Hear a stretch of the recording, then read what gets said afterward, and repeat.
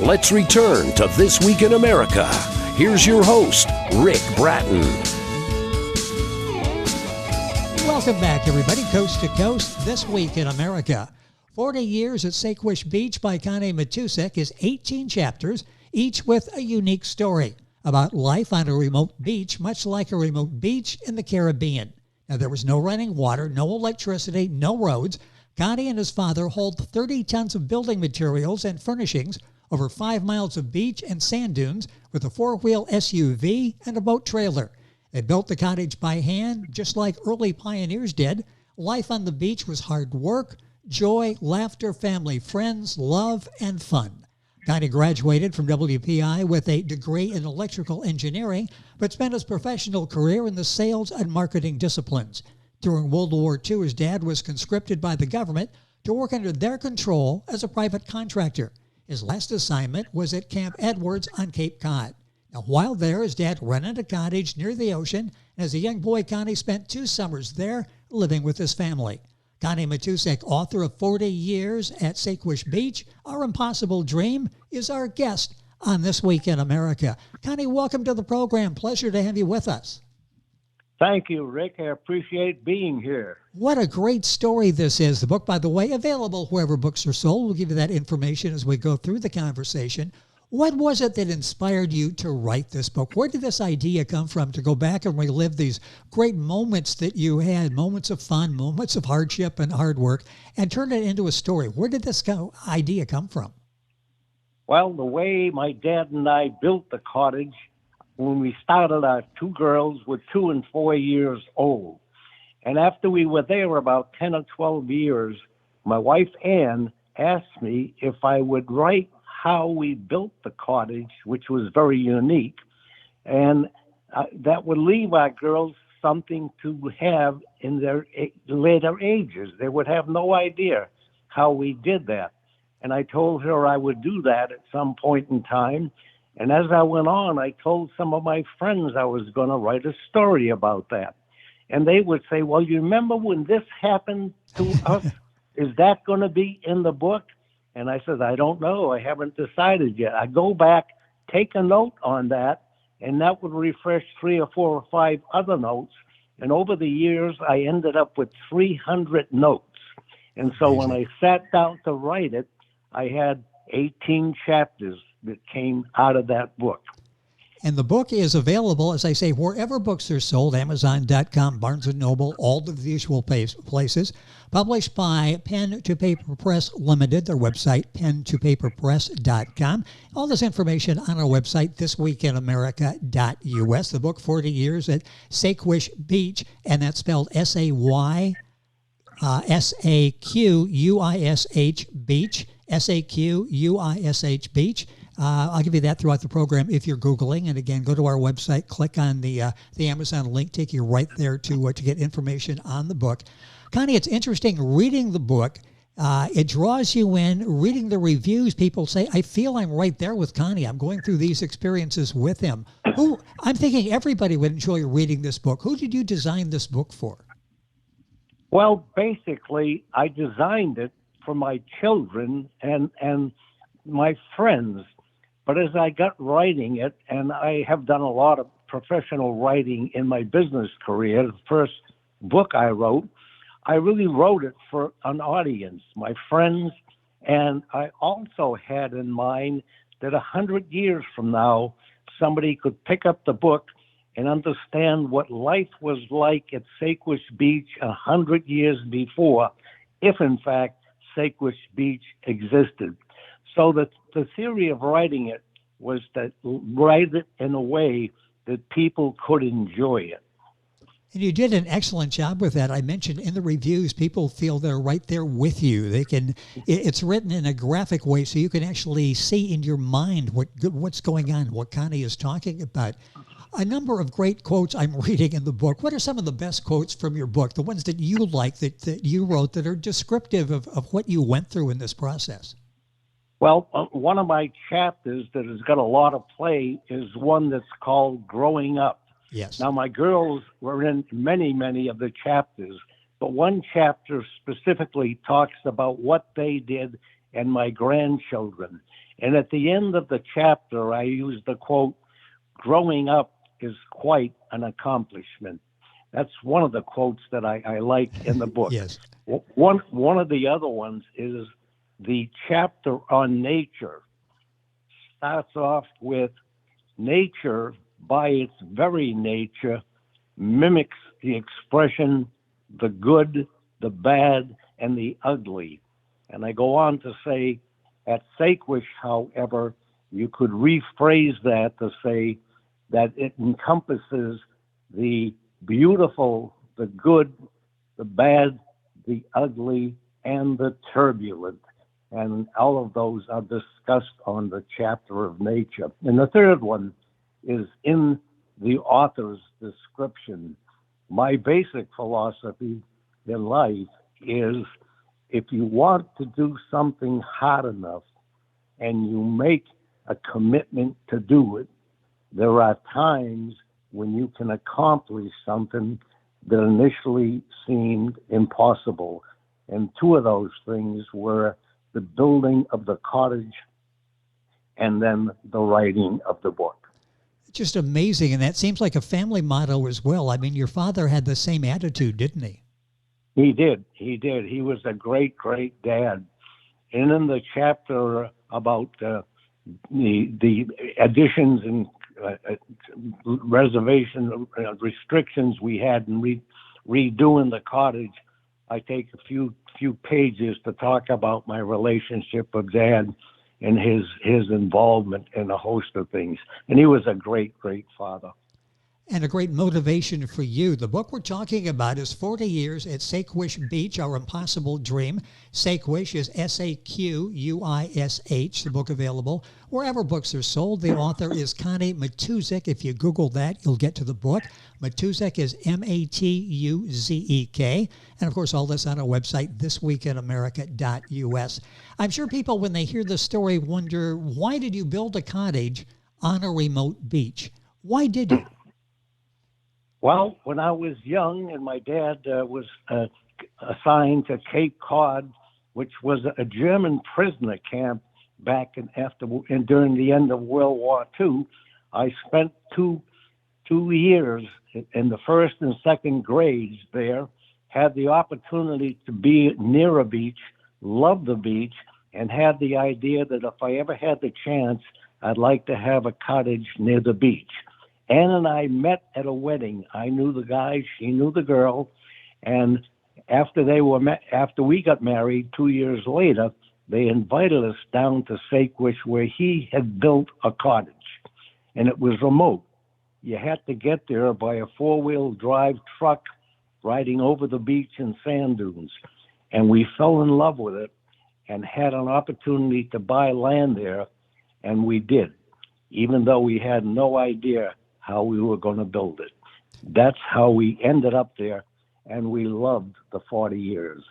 You mentioned your wife, Ann, in the video, where the video of this interview you'll find on YouTube. Just Google it or go to our website, thisweekinamerica.us, and click on videos. You'll see the video there. We have a picture of Connie and Ann, a book cover as well, the book 40 Years at Saquish Beach, Our Impossible Dream. It really helps if you have a woman that's there. She was really responsible for a lot of this, wasn't she? I mean, she loved the outdoors and the beach, the ocean as much as you did. She did, and she was really my and my dad's support person on the whole area. When we went down in weekends to build the beach, and we oftentimes slept in our SUV vehicle, we started in March and had the outside done by July 4th, and would make our meals for the weekend and put them in a cooler, and we would eat out of the cooler.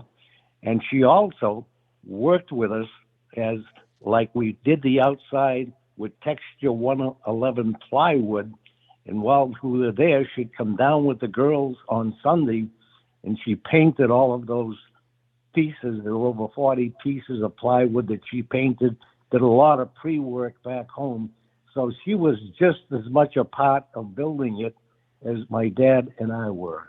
What an amazing story. It all unfolds in the 18 chapters that Connie has in his book, 40 Years at Saquish Beach. That's Saquish. As you're standing there with Anne and you're looking at this land and you decide we're going to buy it, the next step is building on it. And that's not really easy to do, as I explained in the introduction. Talk about how you went about building it, the challenges you had in actually building a cottage there. Well, the first one was getting materials there. And as you initially mentioned, we used a trailer that we had with a boat. We bought a boat and took the boat off and used the trailer in a four-wheel drive to haul in 30-ton of materials over 4 or 5 years until we finished the building. But initially, everything was done by hand. There was no town services whatsoever, nothing to do with the town there. So drilling holes for poles, and oftentimes you had to drill down 12 feet, was done with a hand auger. Cutting telephone poles and 2x12s was done with a saw, oftentimes a two-man saw. So everything was done by hand, lugging the material there, hauling it over the sand dunes, and doing the construction. What we ended up doing was back with work in my cellar Monday through Thursday night, doing as much pre-cutting as we could, and then load it on the trailer, and my dad would pick me up. I was working in Boston. I'd take a bus down to Hanover. He'd pick me up in Hanover, and we'd go down to the beach and stay there for the whole weekend, working from daybreak till dusk. How long did it take overall from the time you started construction to the day that you moved in? How long was that process? Well, when we started construction, it was the first week in March. In March, and it was warm enough there to be able not to freeze when you went down overnight. And our goal was to have the outside finished by July 4th, which we hit right on the nose. But the cottage was then 24 feet by 40 feet long. We used truss roofs. So the inside was not completed at all, and the outside was totally completed with the glass windows and the doors and everything. And so at that time it was the March, April, May, June, 4-month time to do the outside. The inside, however, and building a shed underneath and equipping it with everything took about 3 years of time, because during those times we would work from March until May and take May off and do some fishing and lobstering, and we'd pick it up again in the fall in September. So that the overall process to finish it took about 4 or 5 years, but it was livable after 4 months. To go through all of that, there had to be something about that area that really you were in love with, Anne was in love with, and you wanted to build this. What was the best aspects of living there for you? What did you like best about it? The best assets was the remoteness of it. There were about 200 cottages there, most of which were built before I built mine. And you had no outside communication. Cell phones were never available at that time. They hadn't been invented yet. And so everything was done by CBs, just like the truckers would talk on CBs. And when you needed something, you'd get on the CB and make the announcement, and within 10 minutes, 4 or 5 people would be at your cottage to support whatever it is. If you had a breakdown in the four-wheel drive, mechanics were there. If you needed help with plumbing or electricity or something like that, because we wired the places ourselves, you could get on the CB, people would be there. And just the ability to get up before sunrise on weekends, push the boat into the water and go out striped bass fishing and be able to lobster right in front of the cottage, those were some of the things that were really attractive, coupled with the fact of the activities that our girls had when they were 2 and 4 years old and for the next 20 years. The things that they did were unbelievable. Anne would take me into town once on Monday mornings, drop me off, and I would take a bus to Boston. She would then pick me up Monday night. In the meantime, she'd do the laundry at a laundry service in town. She would buy all of the food we needed for the next week, and the girls would go to secondhand shops and buy small little clothing. Now they were in their 7, 8, 9-year-old age at that point in time. They'd bring them back to the cottage. They would get together with their other 3 girlfriends, and they would design a play, a multi-act play. and they would use our bedroom for the changing area. And on Saturday, when the other parents were there, in early afternoon, they'd put on a show that they had designed. And they would all take the break between acts, go back in the cottage, change clothes, and come back out. And it was ideas like that that the kids had. And there's a number of items that are discussed in the chapter of Growing Up about how the girls handled that, and they all loved being there. All in the book, 40 Years at Saquish Beach. That's Saquish, Our Impossible Dream.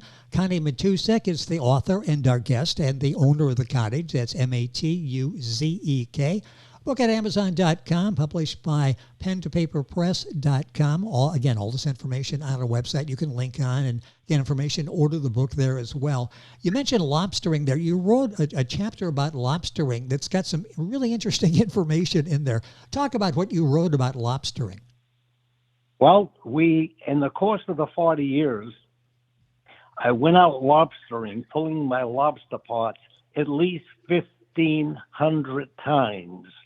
And in the chapter, I start off by describing how we initially started to pick up lobster traps when we were initially building that had washed the shore during a storm, how we repaired them, how a trap is built, how you set up and go lobstering, how you do it, how you track the lobsters from where they start coming in the early spring, all the way through the summer to the fall. And in there, in the 1,500 trips, there were enough unique, interesting articles that took place that many people like that as one of the best chapters in the book. And it's the same thing with striped bass fishing and cod and flounder fishing. There were over 1,500 individual trips, of which I took the highlights of the things that were different, interesting, and unique, and incorporated those in those 3 chapters. The book is 18 chapters. Each one is unique, talking about a different topic, all put together wonderfully by the author Connie Matuzek, our guest on the program. You touched on this before, family activities. You would almost think you're there, it's remote. There wouldn't be. This was before, internet and all of this, as you mentioned, the phones. Not a lot to do, but you really had a full slate of family activities, didn't you? This was a well-rounded life that you and the girls had. Oh, yeah. The girls, a couple of the real items that we and the girls uniquely did is the collected beach glass. And beach glass was glass that had been thrown into the ocean and had washed the shore. And by rubbing on the sand in the ocean, by the time it got to shore, you couldn't cut yourself with it. And that was the definition of beach glass. Blue was the hardest one to find. And every time we would have a low tide, we'd go out and walk the beach and pick up beach glass. And whoever got the blue piece got a prize. That was one of the items. The other was when we had friends down there, young girls and guys, young kids, would have a fun night. And fun night was right before they went to bed. We played a host of games like walking forward on four legs, walking backwards on 4 legs, hopping around the table with 1 leg, and hanging from the 2x4 for 1 minute. and the hardest part of fun night, and the one that paid the most money if they made it, was laying on the floor for 5 minutes with your mouth shut, no laughing, no movements at all. And young kids in the 6, 7, 8, 9, and 10, 11, 12-year-old age could not do that for 5 minutes without busting out laughing. That was safe money, I think, that you put up, because, I'm trying to think back when our kids were that age. And if you said don't giggle, they start giggling. So, yes, I can understand exactly how that happened. What is the saddest? Go ahead, finish. No, I was going to say the money at that point in time was 5 cents for the simplest thing and 50 cents for the hardest. Well, with inflation, that probably was a pretty decent price for the labor they had to put out to try to reach that amount of money. What is the status now of Saquish? You're living in Florida. Is somebody there now? Do you get back from time to time? We sold the cottage 10 years ago, and every now and then when we're up in New England, we will stop by and visit friends that we have that are still there, people that live right on the side of us, who also have a place in Florida, but they do go back. And so we stop every now and then. But like everything, things change. From where we started back in the early 1970s, things have changed, and fishing has changed. We've followed the trends in fish that have come and almost disappeared, then come back. And the people now are not quite, from our perspective, as friendly. They're more independent than they were back then. Back then, everybody just helped everybody else. Yes. And it probably does not exist to the same extent. It's an amazing story. I want to take a minute or so here to go back to that word you used a little bit ago, turbulent. The weather is not always like sunny skies, light winds, and nice temperatures up there. Talk about the turbulent weather. What storms you had to get prepared for? Sure. Turbulent, in my opinion, for Saquish, was not hurricanes. The first year we were there, a hurricane blew through, and there were 50 boats moored and moorings out in front of us. And when the hurricane 3 hours later was through, there were 5 boats left. Okay, that was not what I'd call turbulent.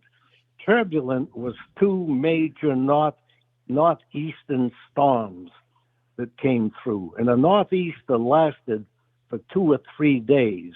One of them was the northeast storm of 1978. And the second one was the no-name storm of 1991. And the no-name storm had a major movie produced about it. There were 3 storms that came together right off the coast. Yes. And the tides came in and stayed high for 3 full days. During the high tide, the waves broke up 10, 12 feet high. The sand dunes in front of us completely washed out. On the no-name storm, I had my boat on a trailer behind the cottage, and the storm was breaking right in front of my porch, washed out much of the underneath part of the cottage, covered the boat trailer with sand, and the boat, which was hooked to the trailer with the front end of it with a rope, was sitting on top of the sand with the trailer completely covered. A number of cottages got washed out. And that was what I would call a turbulent sand. Very similar to the hurricane we just had here in Florida, which was a turbulent hurricane. Yeah, in the Fort Myers area there, and people still trying to dig out from that and to get insurance claims taken care of. So a way of life in Florida, and a way of life that you dealt with up in the Northeast in Massachusetts as well. All of this comes out in Connie's book, 40 Years at Saquish Beach. Again, a minute or so left in the program, and I'll give you all the information on how you get in contact with Connie and buy the book here in a second. But Connie, any final thoughts as we wrap up today? Anything you'd like to say to the listeners, potential readers, about the book and the wild adventure that you and the family went on to do this? Well, I can tell you that the book has had a lot of publicity lately. Literary Titans has rated it as a 5-star book right across the board. The New York Times is going to publish it, highlight it in the July 20th edition of the New York Times. And for any writer, that is a real plus. It does impact your ego.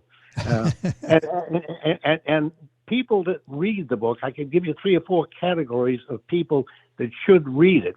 People who have had experience staying at a remote cottage on a beach, a lake, a river, or off the beaten path should read it because it'll bring back certain memories for them. People who have thought about doing that but haven't can relive some of the dreams they had. And, you know, I could go on and talk about people that should read it, but it's interesting for anybody to read. You're going to hit a chapter or 2 that'll really highlight it for you, give you a lot of fun and laughs. And so there, and I would just, you mentioned earlier, the theme throughout the book is family, friends, hard work, enjoyment, fun, and love. And that is a theme that flows right throughout the book.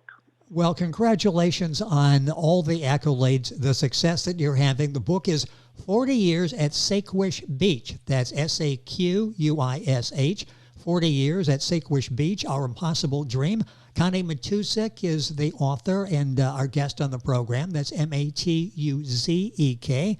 Book available at Amazon, Barnes & Noble, all of the usual places. Published by Pen to Paper Press Limited, their website, pentopaperpress.com. Connie, it's been a pleasure. What a great story this is. You've done a remarkable job in bringing this to life and sharing these experiences and brought joy to so many people who have read the book. Thank you for being with us on the program. Well, thank you, Rick, for having me here. And I would also like to thank the people who have listened to this and who are buying the book and read the book. I hope you can enjoy it anywhere near as much as Ann and I did in living there, and I did in writing the book. So I thank you all very much. Well, and I guarantee you'll be, it's a book you're not going to want to put down. You'll start reading it, and from one experience to the other. The book based on hard work, joy, laughter, family, friends, love, and fun. The book is 40 Years at Saquish Beach, Saquish, Our Impossible Dream by Connie Matuzek, Matuzek. All of this, of course, on our website, thisweekinamerica.us. And we're back on today's program right after these messages.